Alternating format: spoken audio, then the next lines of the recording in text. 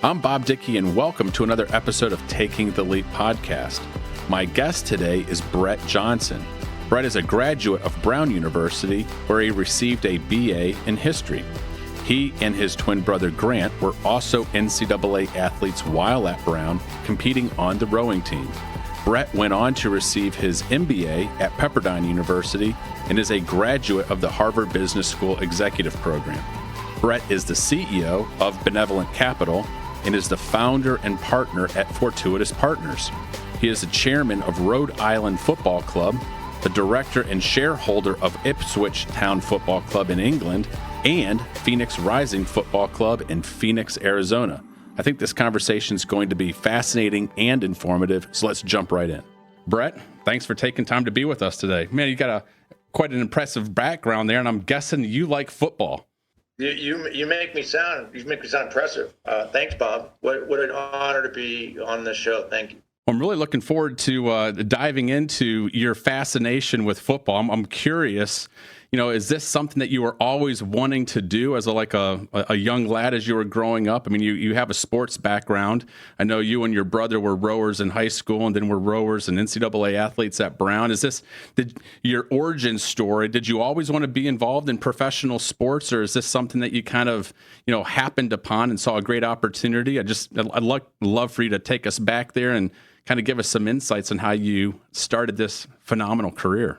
Yeah, so just the quick answer is certainly more the latter in terms of kind of recognized late that there was an opportunity here, and I'll kind of explain how that came about. But as you highlighted, was an athlete. I played soccer. Grant and I grew up in New York City, as they describe it, the mean streets of the Upper East Side. So I did play soccer or football.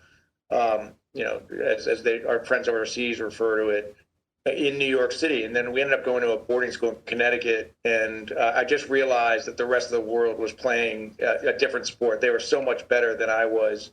And so kind of pivoted, and Grant and I both decided to row, had a good career there, et cetera. But I always loved the sport. And for me, it began after graduating from Brown. I ultimately ended up working for a quasi-family company. That's how I got into YPO. It was a company called Targus. Our father was very involved with the company. He didn't found it, but sort of right time, right place. I joined my dad in that endeavor, and at an early age, I ended up being sent to London to run all the international business. And living in London and traveling all over the world, I saw firsthand, as I describe it, the religion by which the rest of the world reveres the other football, meaning soccer. I had a front row seat to the Premier League, et cetera. And I also started recognizing soccer was the best icebreaker from a business perspective. I would literally be somewhere overseas with a bunch of foreigners, as you know, you're with a factory or with a new retail account, whatever it would be. And I often found that if I brought up soccer, it would break the ice. It was such a great way, to get people to start to talk about their favorite clubs, et cetera. And so anyway, long story short, I was brought back to the States to run all of Targus, and we sold the business, and Grant and I started our private equity company called Benevolent Capital. And about 9 years into Benevolent Capital, in 2014, I had an entrepreneurial epiphany. I had an entrepreneurial epiphany where I realized that the biggest and best market in the United States without professional soccer was Phoenix, Arizona. I heard the commissioner of MLS talking about all the different markets that they were going to expand into, and candidly, he didn't mention Phoenix. And so kind of maybe taking a page out of YPO, and I basically turned to my wife and I was like, look, I think I want to bring professional soccer to Phoenix. And long story short, I bought a United Soccer League franchise in that market. I was partnered with another YPOer. We had a team called Arizona United. We ultimately ended up rebranding it to Phoenix Rising. I ended up bringing in a host of additional, mostly Phoenix-based partners. And the rest is kind of history. I started to see the success with Phoenix Rising, and then ultimately started to think about other markets that would benefit from the beautiful game. And I've got a big project in Rhode Island. It's truly the best market in the country without a team. We've recently launched a new team there, Rhode Island Football Club. a couple of years ago, I ended up working with a pension fund and led an investment in a club in England called Ipswich Town, a very prominent, historically one of the most prominent clubs in the history of English football. It's won the Premier League, it's won the FA Cup, it's won the UEFA Championship. It holds 3 incredible trophies, but in the Darwinian nature of foreign football, it's been relegated twice. So we bought it in League One. We're currently sitting in second place. So God willing, we're poised potentially to get promoted up to championship. So for those of your listeners that kind of understand the foreign dynamics of football, that would be important. That would be critical. It'd be a massive expansion of the equity valuation. You get a club like that promoted up. So anyway, longer answer than you're probably looking for, but kind of gives you a sense of how I've pivoted into this broader space. And I love what I get to do and who I get to do it with. And I treat it as a business. I'm not in it for ego. I put all my capital into all of our investments, whether it's Benevolent Capital on the private equity side or my sort of real estate and sports, which is under an umbrella called Fortuitous Partners. And there's so many places I want to take this conversation with just what you've shared with us right there. I want to talk and dive deep into the professional soccer realm. And of course, we just came out of the World Cup, so soccer's on the forefront of everybody's mind. And of course, Messi and his incredible run and finally getting the World Cup. But I want to go back a little bit further before we dive into the fun stuff. And I want to hear your perspective on your business career. Your brother, Grant, shared a little bit. He double-clicked on this issue and shared a little bit of your insight as you and he were working with your father at your previous company, Targus, and some of the challenges you had, and maybe the distasteful things, maybe that might be too strong of a word, but just some of the challenges that you had with some of the private equity firms that you were seeing. And it really was, you saw insight there. And you're like, we're going to do something completely different. We're going to create a different type of private equity firm, Benevolent Capital. And when he was sharing with me what you guys were doing, I was astonished. I was like, wow, this is such a different take on creating this company. And then, of course, you highlighted a second ago, you also had insight that Phoenix was this great market in the United States that didn't have a professional soccer league. So you've got multiple things here where you have an insight on doing things different, and it's opening up new doors of opportunity. I'd love for you to share with us maybe some of those insights that you had with Benevolent, and then lead into some of the things that you saw there with Phoenix. Yeah. So, when I had the honor of being the president of Targus, we were owned by a private equity firm. And then I helped, lead a process that ultimately sold the company to another private equity firm. And what I'll say about the industry, private equity, is, of course, those that are in the industry are some of the brightest individuals you'll ever have the pleasure of coming across. And the private equity industry has done so much, to create value. And but what I found from my experience was the private equity individuals that I worked with, they came really from a Wall Street background. They weren't entrepreneurs. They didn't know what it meant to meet payroll. They didn't know what it meant, to have to manage cash flow cycles, to hire people, to fire people. And I remember kind of being shocked when I joined the board of Targus, and I was so excited. And I remember going to my first board meeting, and I was kind of shocked with how little attention they really spent to the details. They just basically, it was kind of like, look, just let us know that everything's good, and we'll go on our way, and we'll enjoy dinner with each other. And so, and again, I'm not trying to be critical of them. They've probably had, too many things on their plate, et cetera. But what I started to recognize is they were charging the company a lot of money for management fees. They were charging their LPs, their investors, a management fee.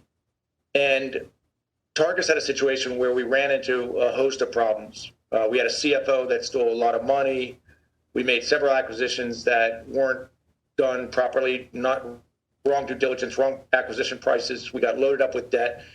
And I found myself in a position where I really was kind of left holding the bag. I had to let a lot of people go that their only sin was working for a company that had made these mistakes.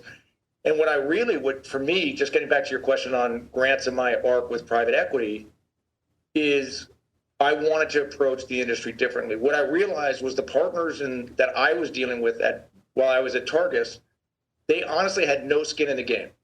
If Targus went under, they weren't going to miss a meal. They weren't going to miss a mortgage payment. They collectively had very, very little capital in their fund.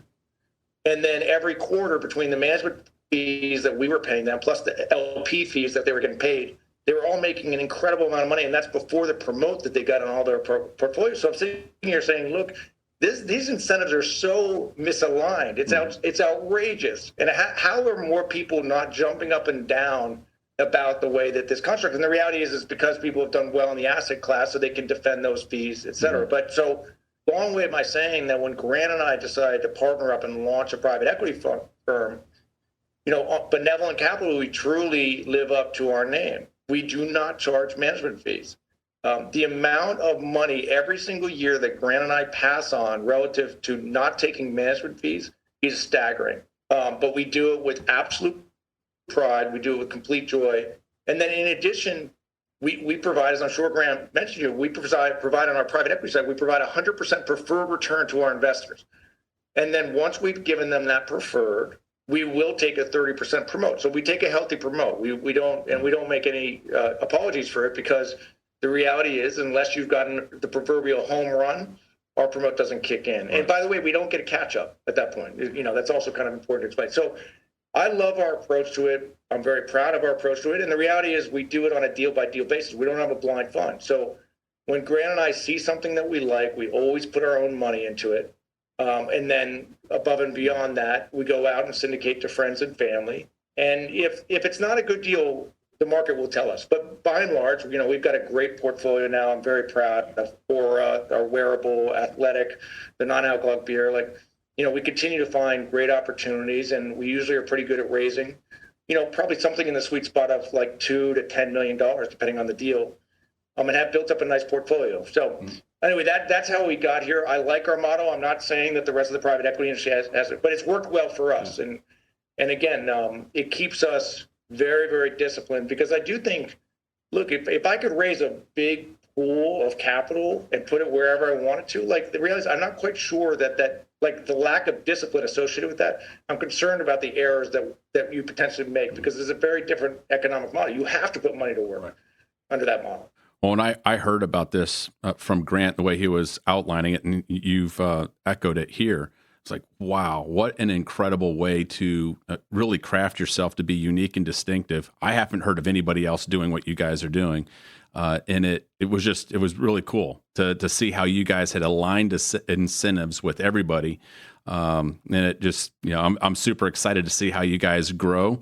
And I'm looking forward to participating as well on some of the deals that you have coming down the pike. So one of the things I want to hit on real quick, it feels like the environment around us is rapidly changing, and it's easy to kind of make money in a market when everything is going up and to the right. And I'm hearing a lot of business leaders talking about the importance of being a wartime CEO or a wartime operator. When you are in that environment where you're walking in as the president of Targus, and you've got all these challenges, you're in the midst, you're in the foxhole with your troops. It's a wartime environment. It's not easy. What did you learn being a leader in that environment? Because it's very different when if you just in a boom economy and you've raised a ton of capital and everything's rosy, and you see a bunch of there's been tech founders out in Silicon Valley where they've raised massive amounts of capital. It's kind of easy to build a business and grow a business in an environment where you can just burn investor capital to gain market share. And here you are, young guy, having to be a wartime president in a very different environment. What did you learn? Leadership, operations? Because, that's going to be very much in vogue right now. Companies, especially private equity, venture capitalists, are looking for wartime presidents, CEOs, leaders to be able to handle those types of challenges. Yeah, from my perspective, you got to be able to make tough decisions, and you got to try to make them quick, and you got to continue to, be prepared to make, even more tough decisions. And if a certain response you're expecting doesn't start to materialize, you got to immediately assess why that is. And the way I described the adversity that I dealt with at Targus was that from my experience overseas in London, the business grew rapidly. And I kind of thought, if you'd asked me at the time, I was a young guy, I was in my early 30s. If you'd asked me, I would have kind of rated myself as a good CEO. Like I kind of thought I had my act together, if you will.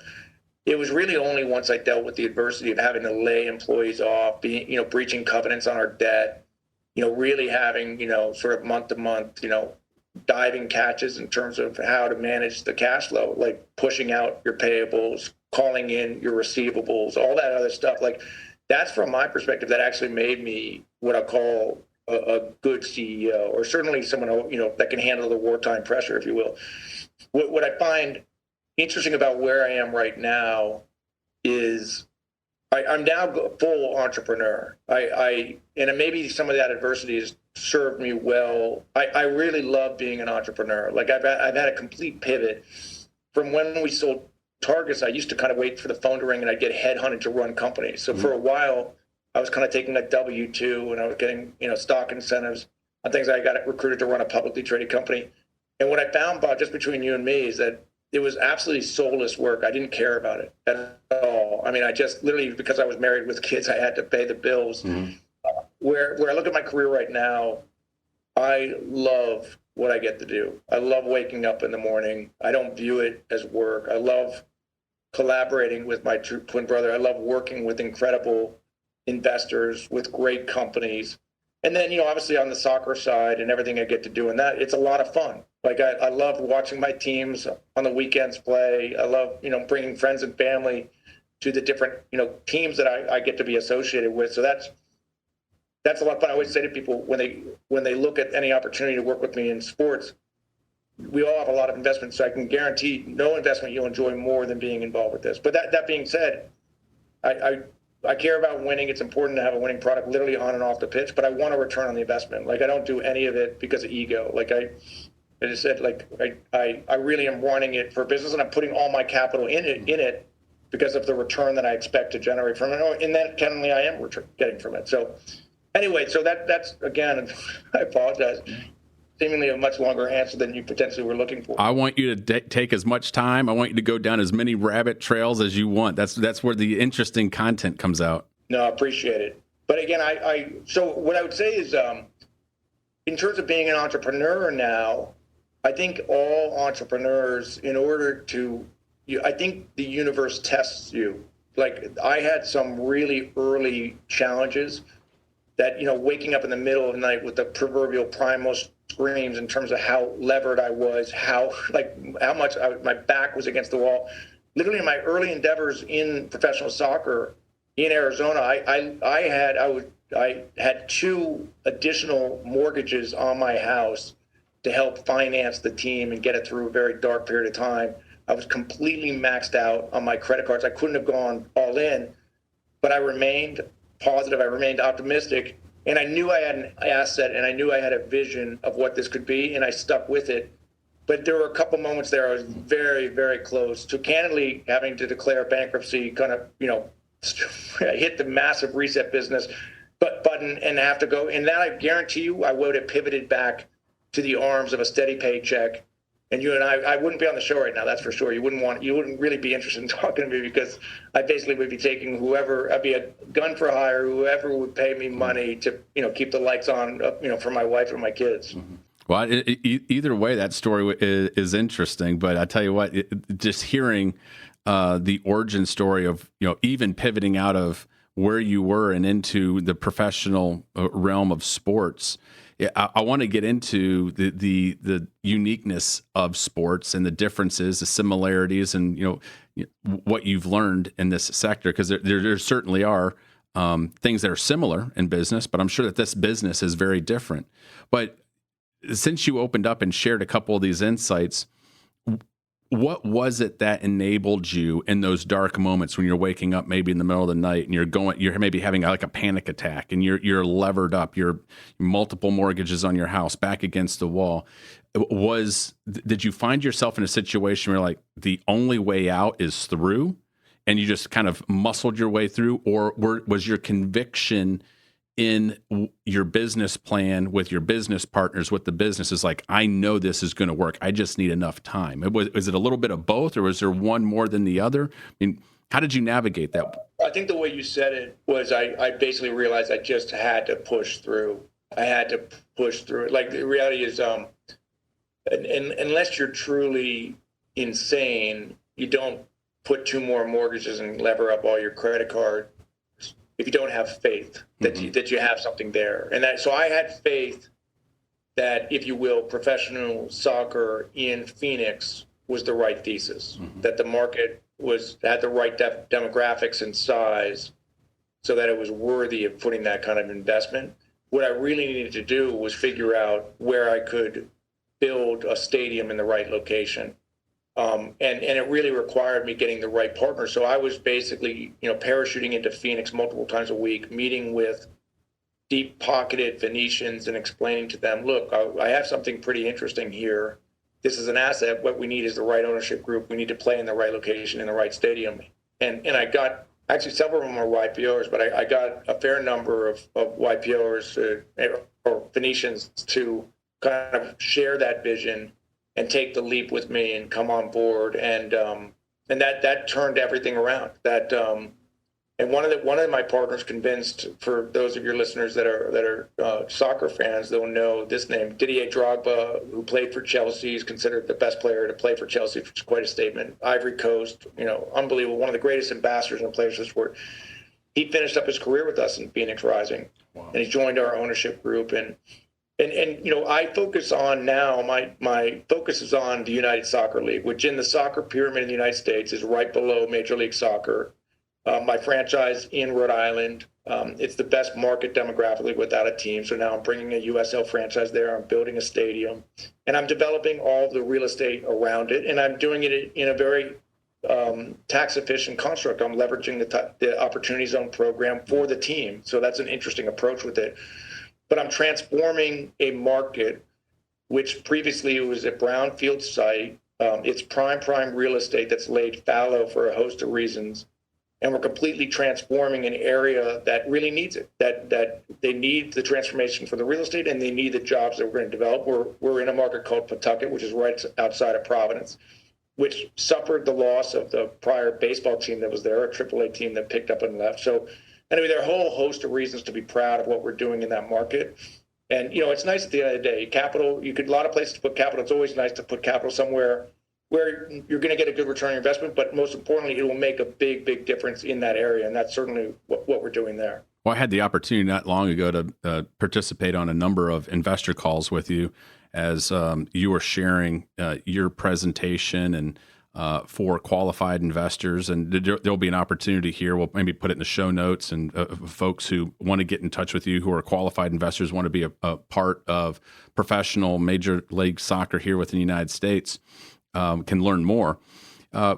Before we dive into all the exciting reasons that a person would love to be in professional sports here within the United States, especially soccer, the world's largest sport, fastest growing sport, as you made this pivot out of other businesses into professional sports, what were the things that you found were similar in what you've learned and what you've done in previous businesses? And what are some of the new challenges or new things that you learned about being in the realm of professional soccer?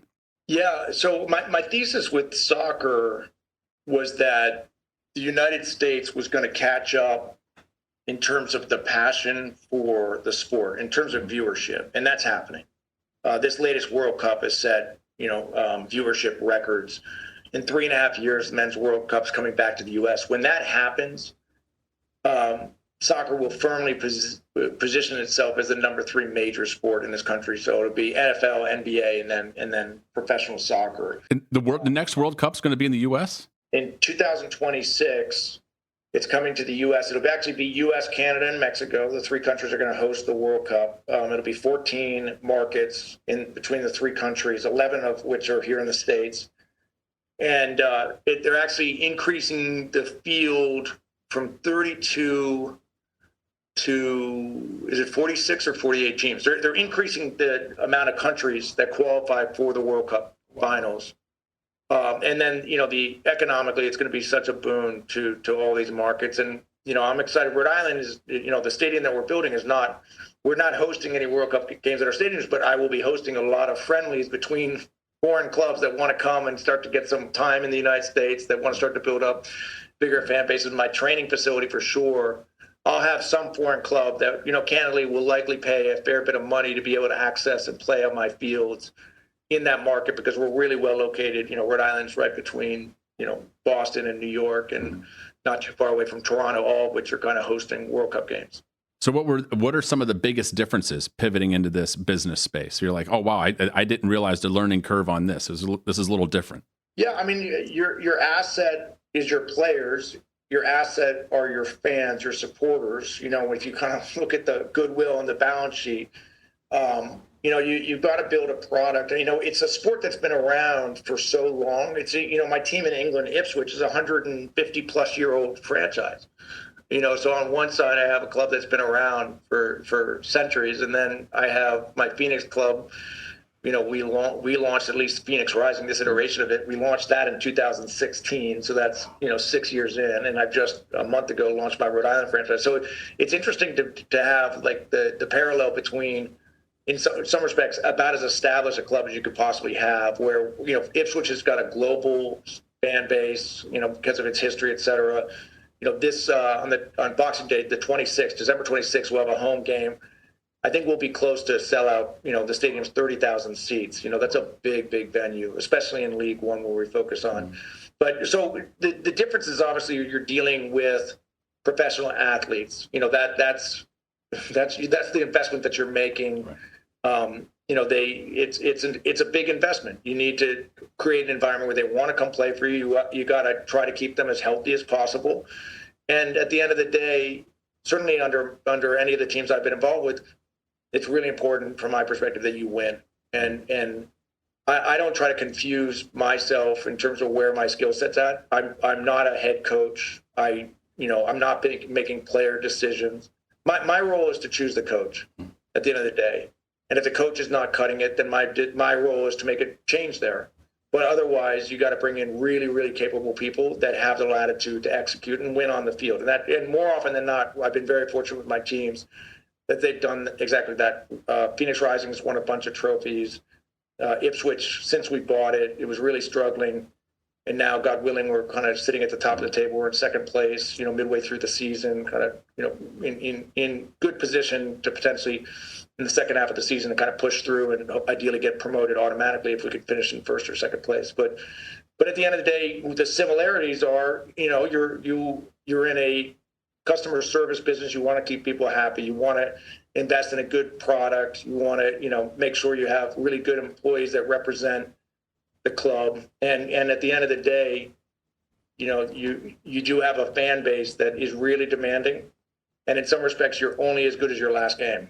Oh, wow. It's a tough business to be in from that perspective. You get rated almost every weekend in terms of how you're doing. And, they'll forgive you if the beer is not as cold as it should be, or the popcorn doesn't taste as good. If you get a W, you can get really punished if you start to go, on the wrong direction on the pitch. Yeah. Well, I think that there's a lot of Americans that have not really been exposed to professional football. I'll call it soccer, the American term, and all of a sudden became fans and started to understand the game differently because of the Apple hit Ted Lasso. How has that impacted your business? And is it indicative? Is that a pretty good indication, or is it a little bit of insight into professional soccer?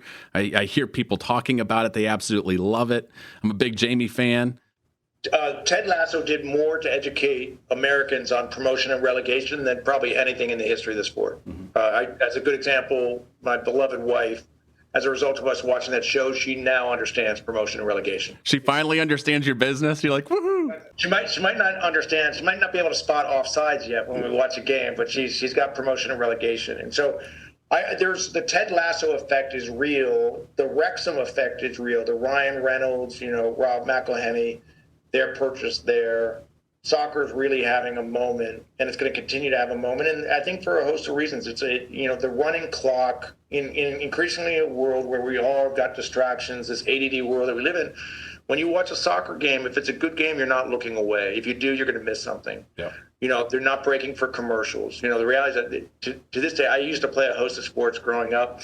I find it very difficult to watch American football or baseball games. The constant stop in action, the commercials, et cetera, I just can't sit through it as much. And I mean, I will, watch the big games. Of course, I'm a sports fan at heart.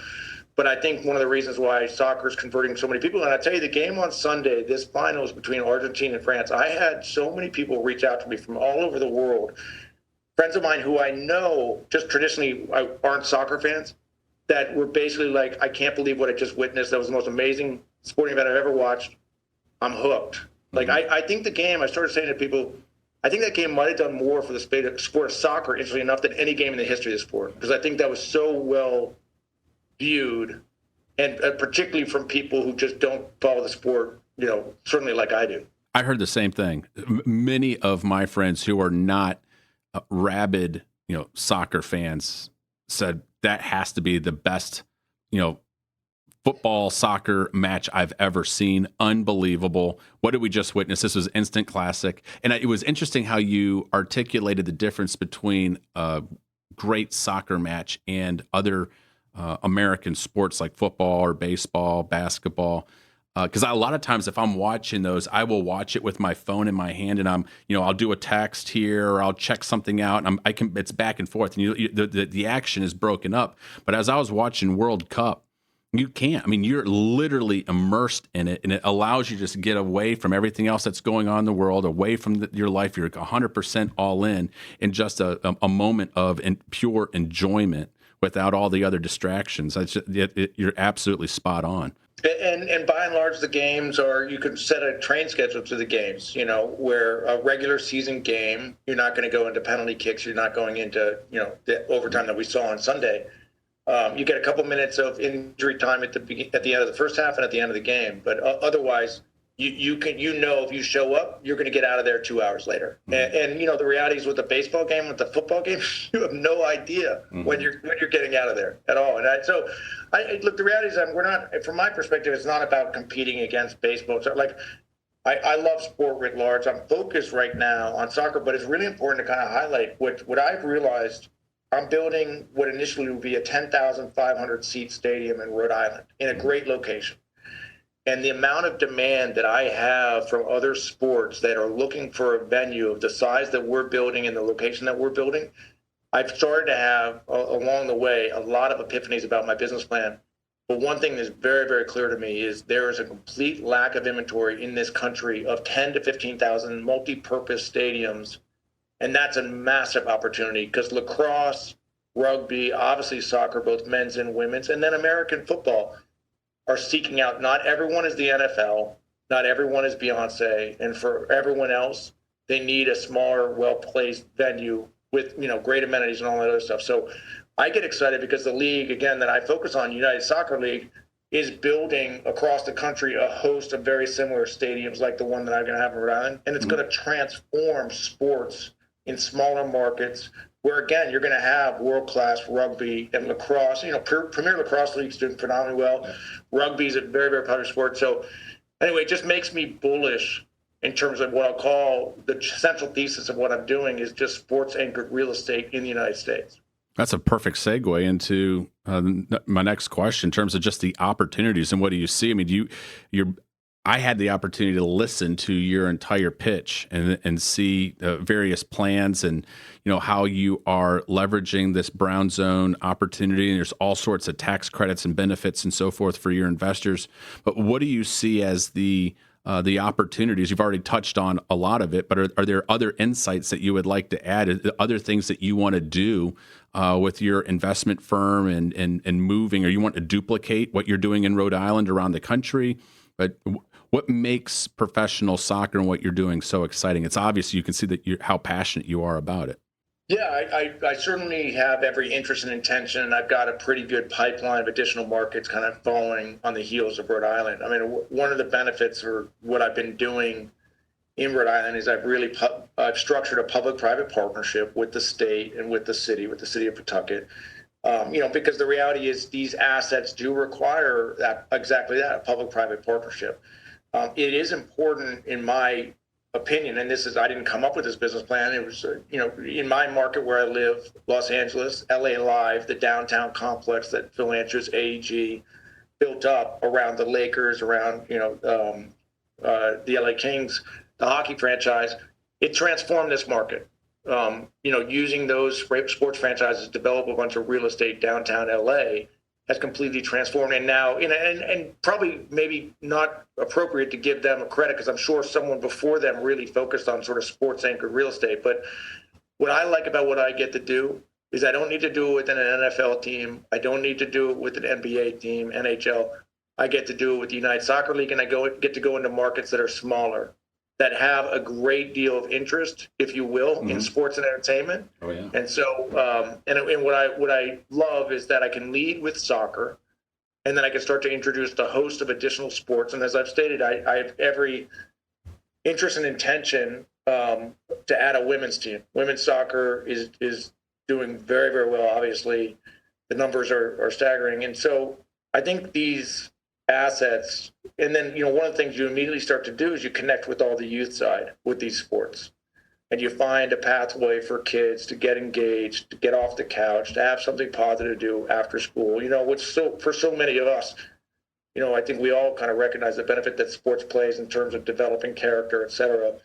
So it's great to be involved with all that stuff as well. But when you come to a municipality, you come to an area, and you can bring a lot of this stuff to bear. None of it's easy, but if you can, it's really worth it. And you will get politicians to lean in, you get business leaders to lean in, and you usually get access to, land maybe the average developer wouldn't get, and put together some type of mix. But you got to have a perfect mix, because none of it's easy. Like trying to finance a stadium is difficult, trying to develop. So it really does require kind of a host of different programs. So that's why I like the Opportunity Zone program. I think it's a brilliant construct in terms of incenting private capital to go into areas that it normally wouldn't go into. So I applaud, and it was one of the few, it might have been, I think, if memory serves me correctly, I think it was the only bipartisan part of that tax bill, that, truly had support on both sides of the aisle. And I applaud, if you will, the architects of the program, because I genuinely believe they came up with a great incentive for people who have the high-class situation and capital gains of finding ways to recycle it to its most positive effect. And certainly where I'm doing that is a perfect example. It's a poster child of what the program is about, because in the absence of it, I'm not quite sure I would go into the communities that I'm going into. Yeah, what an incredible benefit. I was taking a lot of notes as I was listening to your presentation previously on it. It's like, wow, this is fascinating. What are some of the benefits that people have at being a owner of a professional sports team? I'm watching friends of ours that are enjoying some of those benefits as they sit in the owner's box over there with you in Ipswich, and you've talked about how cool it is to go in and you're the owner of a club, and there's some really cool things that are happening there as well, right? Yeah, no doubt. You're certainly joining a club. Which gets you access. Sitting, in a director's box at a Portman Row, which is the stadium for Ipswich, and getting dressed up and having a nice meal and sort of the pomp and circumstance around it, and just the tradition is so much fun. And I love to host friends and family with me at Ipswich matches. I wish I lived closer to kind of do that more frequently, but if I think about in Phoenix, I love hosting people to the stadium that we have there. And then Rhode Island's going to be the same thing. I've seen it firsthand, with a lot of my investors in Phoenix Rising. they're unbelievably successful. They have a lot of investments, but almost without exception, the investment they like the most, that I guarantee you that their family is getting the most utility out that they get with their friends, is owning a stake in a team that they get to go and cheer on a fairly consistent basis. But that being said, it is an investment. And then also, especially because we do have pretty large ownership groups, while they get access to, a good suite, et cetera, the reality is, in order to really make it pencil, you got to make sure they're paying for it. You can, for sure. Maybe you give them a couple free seats, et cetera. But one thing very early on, we recognized that we just had to have a situation where we had rules where it was like, look, not only are you paying for it, but we actually expect you, because part of it is we're looking for you to support season tickets, and we're also looking for you with your relationships to help bring sponsors to the table, and et cetera. But one of the things I've also found is just how much they enjoy seeing the difference in these young professionals, like signing great young players, seeing them develop under a watch. Certainly in our league, the opportunity to look at selling those players on to bigger teams, knowing that you had an impact in terms of that. And then the economics of it. It's also very interesting in terms of, again, if I go down why I'm so bullish on soccer in America, why I'm so bullish on USL, is because we will increasingly find young talent, we'll own the rights to that talent, we will invest in it, we will make them better, and in an ideal scenario, we will sell them on to bigger and better clubs. And it's a win for them, it's a win for us, it's a win for everybody. But I love the economic model, and I'm really excited about seeing what I can do in the sport in terms of creating substantial amount of recurring revenue from a pipeline of developing great players. It sounds like you have a triple bottom line there. It's a great business opportunity, investment. It's having a huge impact in local communities, and it's having an impact in people's lives, not just the players, but also the members of the community who are enjoying it, the young people who are inspired and coming out to the pitch, and they're starting to play soccer and get outside the house and outside of video games, and living a healthy lifestyle. So it's an all-around, just a great triple bottom line. It strikes me that as we have weathered some kind of interesting economic storms here, from COVID and into a recession, there's industries that you see facing really strong headwinds, but it has felt like, and I'm not an expert here, so I'm asking your expert advice. From in my community here in the Southeast, and just looking around, it's like anything revolving around youth sports and professional sports, it feels like that's an area that has not experienced a lot of headwind. It's been, the opposite. It's like people like, I'll cut back in other areas of my life, but I'm not going to cut back when it comes to my children in sports or our entertainment with sports. So it would seem that this is a phenomenal economic opportunity, even though we might be facing some economic challenges here in the future. Is that correct? Yes, I think so. I mean, again, I think when someone looks at their discretionary spending, they're going to do whatever they can to try to keep their connection with watching and supporting their local sports team, by and large. And again, what I like about the product that we produce is it's affordable. My average ticket's going to be more affordable than a lot of other leagues, et cetera. And we really have options all the way from, someone who's a student to a family of four, and then all the way up to some, the corporation that's obviously looking for a different experience, is going to be entertaining, et cetera. So we have the full sort of a la carte of choices. But sports, live sports, entertainment, we recognize coming out of this, pandemic, is just how much we all missed it. Mm-hmm. And there was a yearning, and how quickly the numbers started to actually hit new highs on a lot of live events post-pandemic. And so, from my perspective, we've dealt with the worst that we could possibly deal with in this industry. There's no scenario, if you're in live events, there is no scenario worse than what we experienced, a pandemic, and we got through it. And God willing, we never ever go back to it again.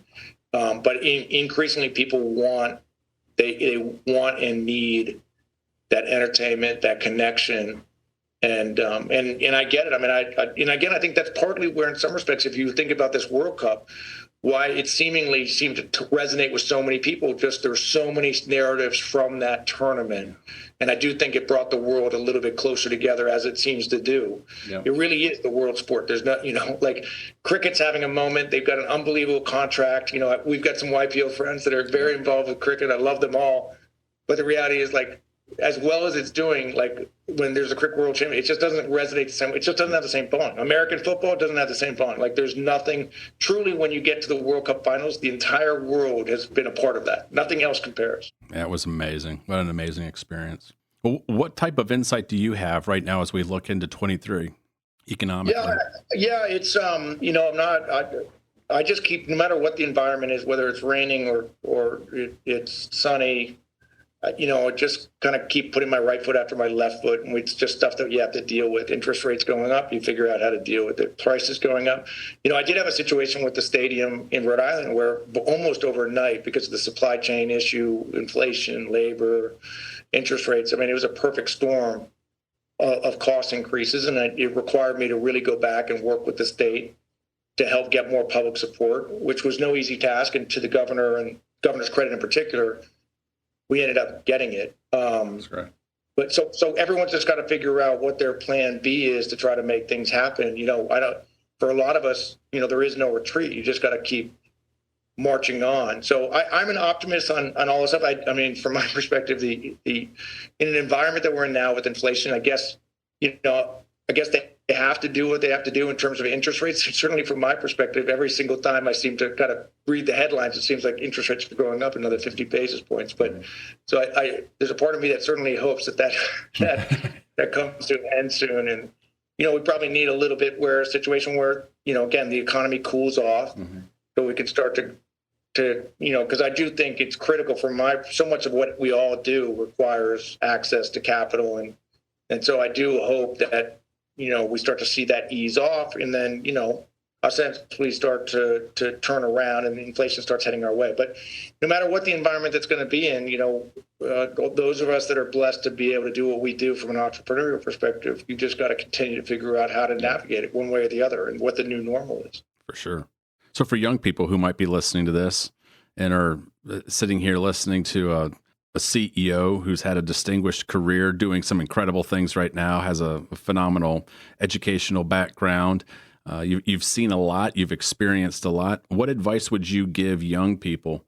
What are things that you have learned in your career or experiences that you've had in your career that have really helped you? And you're like, man, imagine you're giving this advice to your kids or to Grant's kids. Yeah, I think all of us in our careers, the arc that you got to go through is you got to kind of be in a lot of environments where it's tough, and it's not, it's not where your future lies, but you got to go through it. It's, I remember a lot of jobs that I had, which I just wasn't crazy about them, and I had to work very, very hard, and I wasn't compensated that well.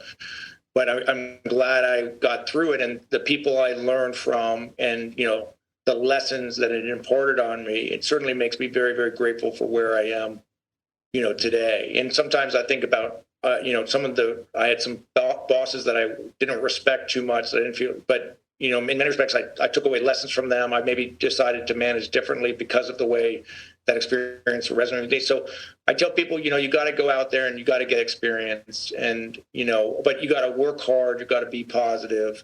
You got to show up. And, I think young people, if they have those attributes and they're willing to, they're going to be worth their weight in gold. Because I do think that at the end of the day, talent is the most important thing. And if you work hard, you have a positive attitude, people like to be around you, I think your future is really, really bright. And effectively limitless. Like I feel very fortunate because in sports, you actually do get, understandably, you get a lot of people who are very interested in getting into sports. It's not the easiest place to break into, but I get people all the time, increasingly, young kids that are on the precipice of graduating from college that are reaching out, coveting an opportunity to get into sports. So I'm impressed by that, but I can open up the doors for a lot of people in a lot of areas, the rest is up to them. Mm-hmm. And then I think it's also important to think about your network. I think technology exists now where you can build a network at a young age. I'm always impressed with young people who are going to reach out to me, want to be in touch, might want a little, a minute to kind of understand my arc or get some advice. I'm always happy to try to make time for people to that regard. And so, to that end, any of the young people listening, if they want, if they want a career in this space, they're free to reach out to me, and I'm always happy to. If I've got an introduction I can make to them, I'm always happy to do it. And pay it back the way other people did it for me as I was certainly going through my career. This is great advice. What are some of the top skills that you would recommend people polish up on or have, or what are there top skills that you look for? And others you've mentioned some few characteristics and character traits, but are there specific skills? So my big three are: you got to be able to read, you got to be able to write, you got to be able to speak in public. If you have those, everything else can be taught to you. But it's not easy if you end up joining an organization and, if candidly, I think if you don't have an ability to write well, I think that affects your communication in terms of trying to be effective in terms of communicating with outside stakeholders, et cetera. You wouldn't represent that asset well. So I think that's kind of a baseline requisite. I think in general, I think skill set of being able to get up and speak in public, to be able to present yourself is really kind of worth its weight in gold.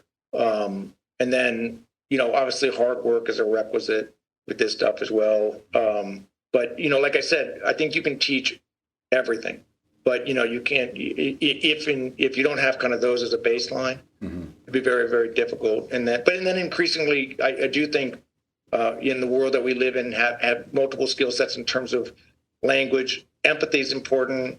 Emotional intelligence is important. And you don't have to be particularly bright. You have to be the most successful people in the world. Actually, most of the time aren't the brightest. They're the ones that are the hardest working and, have the emotional intelligence and toolkits to kind of weather through adversity. The grit, if you will. People who are self-aware to ask questions, get better, understand their shortcomings, and fix it. Absolutely. Yeah.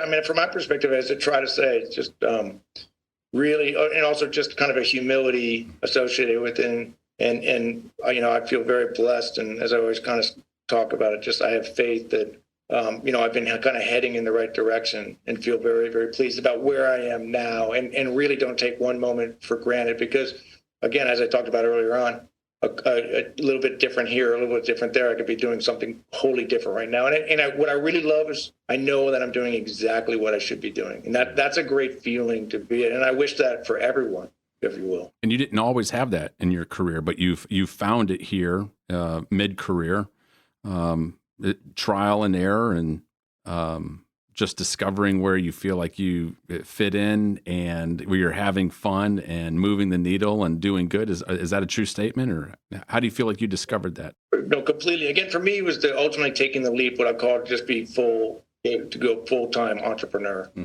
There was early on with the Phoenix, I was running a company and trying to run that. And that's just not, you can't do it. You can't have your heart in two different places. You can't have your mind in two places. And the reality is both were suffering from it. Such a great insight. Yeah, well, ultimately taking the leap and saying, look, I got to go all in on this. And again, the challenge for me is going all in on it was I'd already gone in all in on the financial side. But I just stopped entertaining when the phone would ring and someone was willing to pay me, what I call that W-2 money. I literally turned those down. I walked away from the paycheck that I was receiving.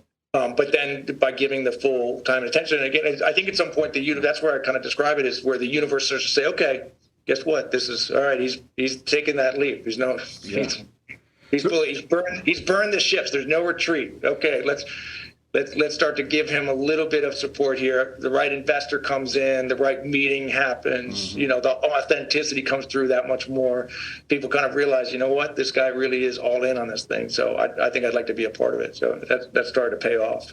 Oh, real quick, what were some of the differences of being an entrepreneur, 100% all in, when you walked away from that kind of steady state 9-to-5 W-2 income, and you're like, all right, I'm going all in, burn the boats. Being an entrepreneur is quite a bit different. A full-time entrepreneur, an all-in entrepreneur, it's quite a bit different than a 9-to-5 employee. Could you sum up a couple of the big differences that you felt? I mean, obviously a positive is you've got a lot of freedom, right? Yeah. I know what I started to recognize is that historically in my career, I was not great at managing up. Like if I disagreed with the board of directors, usually I'd be out of a job, so I kind of recognize, And they were the ones, I worked for them at the end of the day. So I started to recognize, what my personality is more geared towards working for myself. What I do really enjoy doing is reading biographies of other entrepreneurs. And, just to rattle off a couple, Phil Knight's got his book, Shoe Dog. There's good stories on Elon Musk, et cetera. To read the adversity that these entrepreneurs, like everyone looks at them and thinks like, oh yeah, billionaire, like it just, we forget what they went through in their early stages and the leaps that they went, the diving catches, as I call it. And again, you could see that time. Richard Branson, you can go through so many entrepreneurs. There's almost no narrative of an entrepreneur that's made it where there won't be some part of their story where it's like, man, their back was against the wall, and that crucible that they have to go through to really kind of test whether or not this is right for them. So I guess from my perspective, I look back and I've got that narrative. I've been through that. And as I said, like the amount of times with Rhode Island where we've hit massive speed bumps, and you kind of just recognize, again, if you're a full-time entrepreneur, you figure out how to go over, around, through whatever it takes. And you just kind of sit there and say, hey, that obstacle, we'll figure that obstacle. Now, what's the next one? We'll figure that one. What's the next one? So anyway, it's just having that fortitude and just recognizing that, again, you're just, no matter what it takes, you will get it done. You'll keep moving forward. And that's, again, where none of it, as I say, is for the faint of heart, but man, do I enjoy what I get to do. And what a pleasure, Bob, to talk to you. I really cherish this. And, you and I have known each other for a long time in this beautiful organization of YPO that we're a part of. So thank you. And I'm so thrilled as well. You've got a relationship with my brother now. It's been such a great part to have him join YPO and get involved with Harvard, et cetera. So thank you for this. No, it's been an honor. I absolutely have learned so much from you over the years, and you were graduating from the program about just as I was joining, so we knew each other for a few years there and been able to continue our friendship. But I've always had great respect and admiration for you and the kind of man you are, what you stand for, what you do in life, and just getting to see what you're doing with Benevolent and then all of your other endeavors. It's been awesome. And this is great advice. This is, I can't wait for my kids to be able to listen to this. And I know there's going to be a lot of other folks who are going to be motivated and encouraged by the things that you've had to share with us today. You've given us a couple of good books that you've read, recommendations. Is there anything else that you would recommend in terms of reading list, or a book that you've had that has had an impact on your career? Yeah, Never Split the Difference by Chris Voss. Probably the best book on negotiating that anyone can read.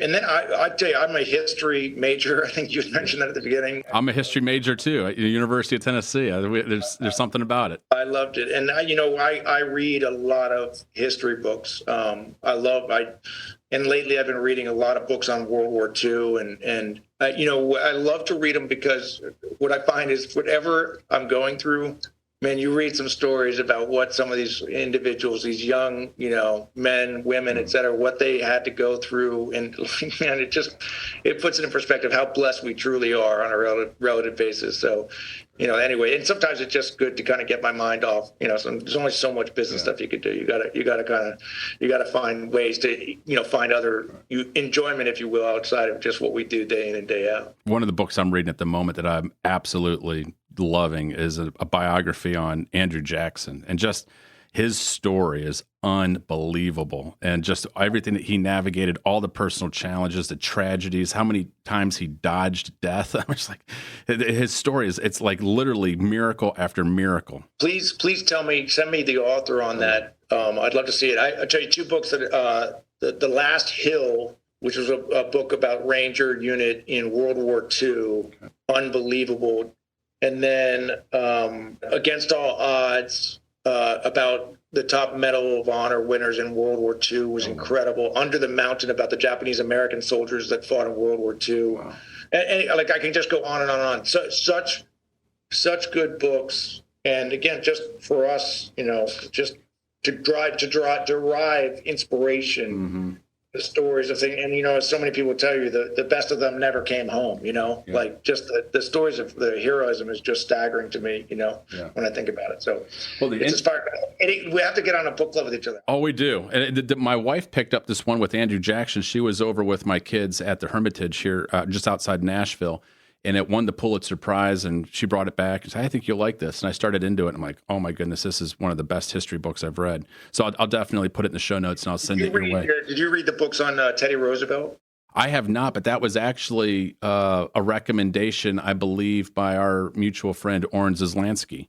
So I think he's reading that one or has read it and recommended it. Yeah, I think there were 2 or 3 for the same author on Teddy before he was president, after he was president. I mean, just unbelievable what that guy would do in a given week during a period of time where we didn't have planes. Anyway, it's just insane what they have. Like Churchill, the guy was so prolific in so many different areas. So anyway, keep the recommendations coming, because I'm always looking for a good book on my nightstand. I will do it.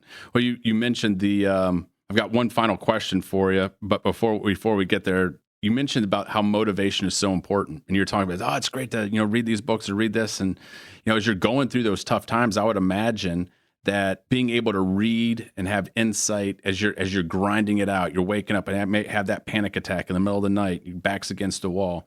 Why is it important for leaders, entrepreneurs to constantly just be getting that outside extra motivation to continue to go through these challenges? Because it can be difficult at times. Yeah, I think obviously just trying to keep things in perspective. What I'd tell you is if the worst case scenario of all the stuff that I get to do, if it all crumbled and fell apart, I have my health, I have my family.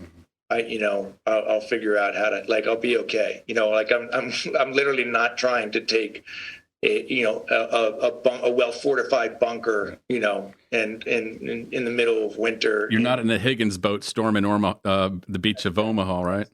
That's exactly right. That's exactly right. And so, it's sometimes, anyway, I do have a tendency to kind of get fairly focus on and really view, just how important, what the stakes are, et cetera. But, again, all that being said, we really are so blessed to be able to do what we do, where we do it, with whom we, get to do all this work with.